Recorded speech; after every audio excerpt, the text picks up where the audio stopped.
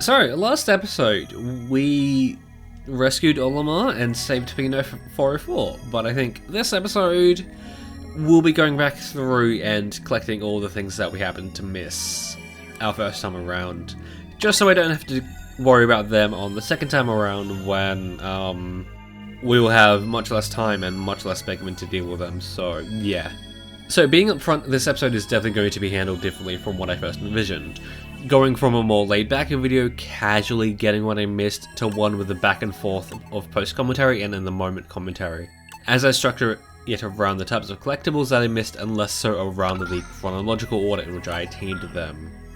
Before we move on to the data files, I'd like to quickly mention that during the recording session, I did have to carry back some corpses to get the achievement Xenobiologist, and so I will be saving the progress on Gardener until the end of the episode. Doing the same for Flower Grinder, although I might mention an easy way to get it before we end off. I was planning on saving the hidden murals in the Formidable Oak for this episode, but seeing as I had recorded the footage for this episode before redoing the ones in the Formidable Oak, I'd retained the knowledge of the locations and slotted them in as I went about our business there. But here's a moment of me attempting to find the murals in the Formidable Oak I think you would enjoy. So this should be facing south.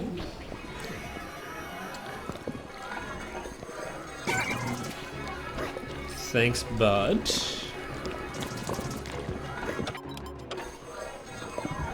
Oh, come on, where is it? Over here, I'm guessing.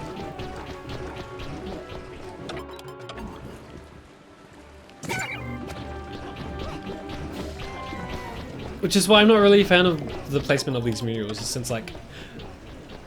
Okay, well, I guess I have to say thank you.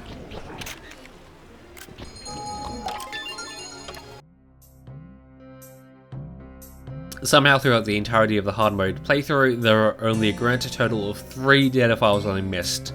Turns out I made an editing mistake in episode 15 which I didn't quite catch. Which is surprising, as I don't really go out of my way to collect them whenever I play through the story mode of this game. As I had re-recorded the episodes in the Formidable Oak, it turns out I had missed a data file there. That being the one behind the stone wall in which you can blow up to create a shortcut back to the second area there. Not really surprising since I was focused on more so rushing through it than just going through it normally. I think this one might have popped up on screen as we were building the bridge for like a second or two, but seeing as my attention was getting to the Squadron Maestro as quickly as possible, this one slipped my notice. Finally, data file 120. This one is really sneaky, as unless you know about it, what are the chances you're going to pick this one up, since it's in the corner where there's nothing luring you that way, and it's in behind things for a majority of the time. It might only be visible on screen in the arena that the crush spot stands on, and you know, unless you've dealt with it, you're dealing with the crush splat. Is it really just on this side? I mean, that would make sense, considering that I don't normally Okay, yeah.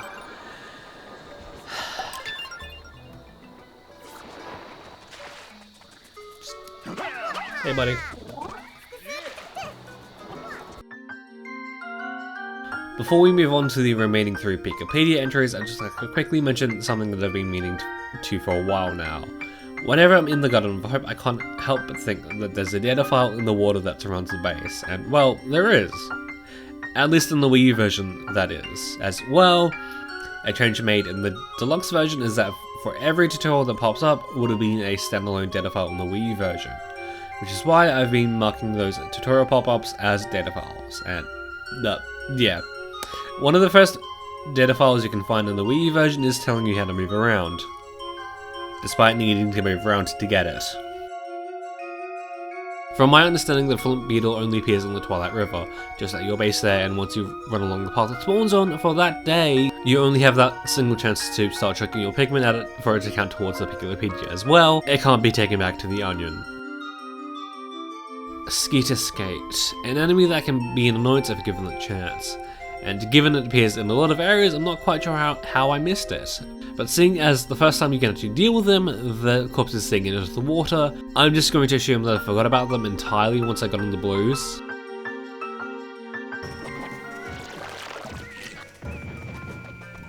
So that it really is just leaving one enemy type that we just don't know what it is.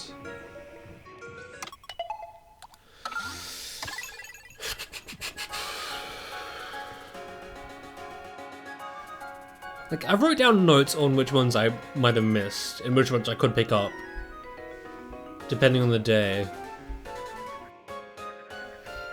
I get the feeling it must be one I thought I brought back to the onion, but just didn't get. And I wouldn't really say that, I'm just gonna leave it off between recording sessions, but like, it really is just this one enemy, and then we've done it. We've 100%ed story mode, hard mode, I guess. Like, that is it.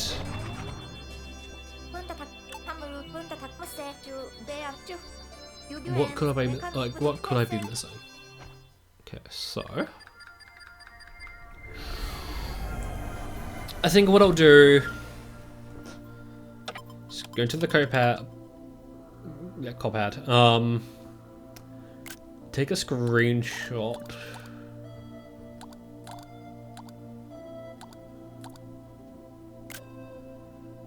And that way,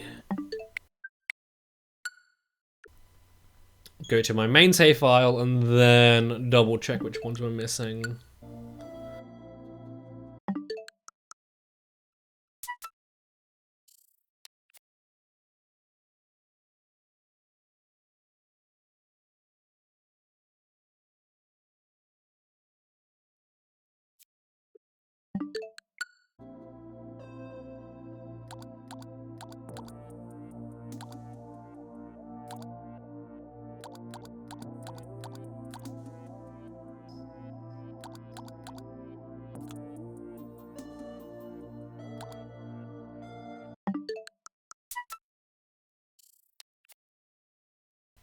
Surely it's not like the regular Jousmite.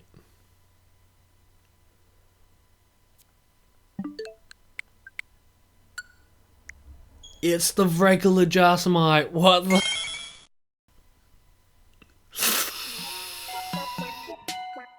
Of all the enemies to miss, this one I don't quite know how I did it. For one, in the distant tundra, it's always in the immediate area to base.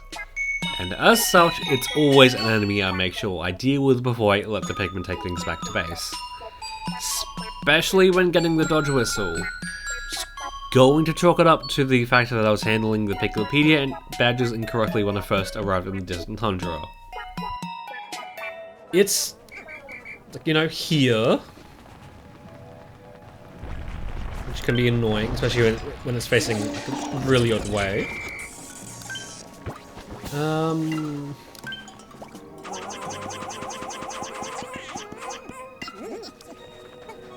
And this one's in the way because of this is the route your Pikmin take.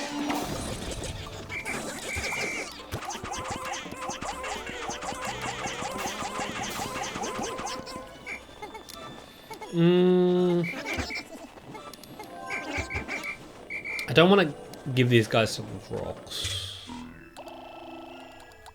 We'll give one to the yellows and the rest to the reds to just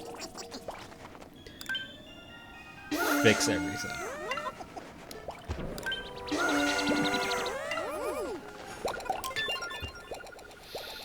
And it really was just the one enemy I defeated a lot of because it's always in the way. Just never brought back to the onion. To finish off the episode, I'll quickly showcase a montage of all the extra Pikmin that we grew over the course of this video, being ever so grateful to the fact that no Pikmin can be grown in the formidable oak.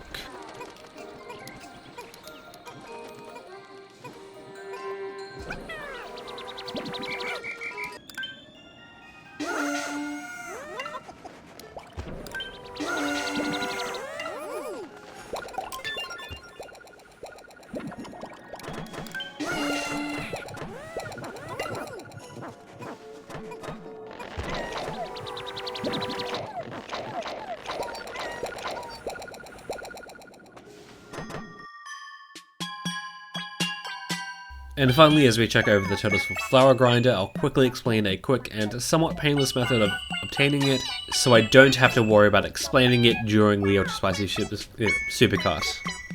By taking out a squad of 100 Pikmin of a single Pikmin type, you'll be able to get out some leaves, as well, chances are you haven't been using them before. From there, you can simply use a Spicy Spray and return that group of Pikmin back to the Onion to get out a new type of Pikmin. Rinsing and repeating until all 5 types are done should get you somewhere close to the 500 needed. But, if you want to take it further, you can just dispose of those 100 Pikmin you just flowered and take out the remaining lot of that Pikmin type. Personally though, I'm just going to wait until I start recording the footage needed for the Ultra Spicy playthrough. You know what?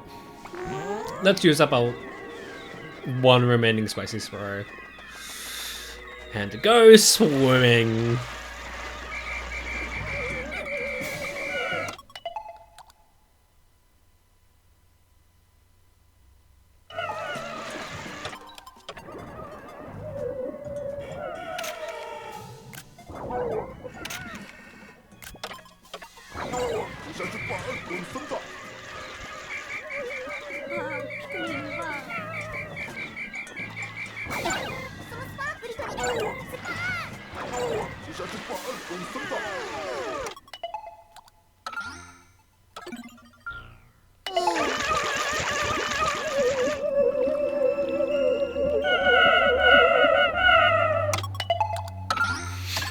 It was really weird to do that, but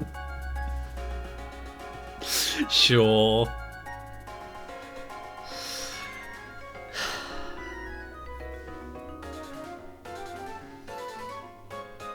So yeah, to kind of just throw out my goal of finishing this within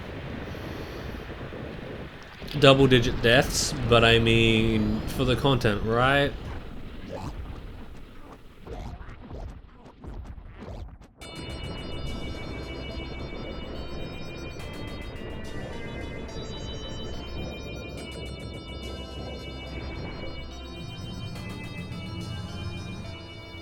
No regrets. Even Pikmin that are drowning in the water and panicking will try to return to the leader when whistled at. If I see other Pikmin who are panicking, I should probably keep calm and try whistling at them. Unless you also happen to be in the water, but you know, whatever. Okay, so that is everything to do with story mode, but Ultra Spicy Spray and Gardener and Flower Grinder done. But I think before we do that, let's take a step back a little bit and go deal with mission mode. But until then, that has been, I'll see you.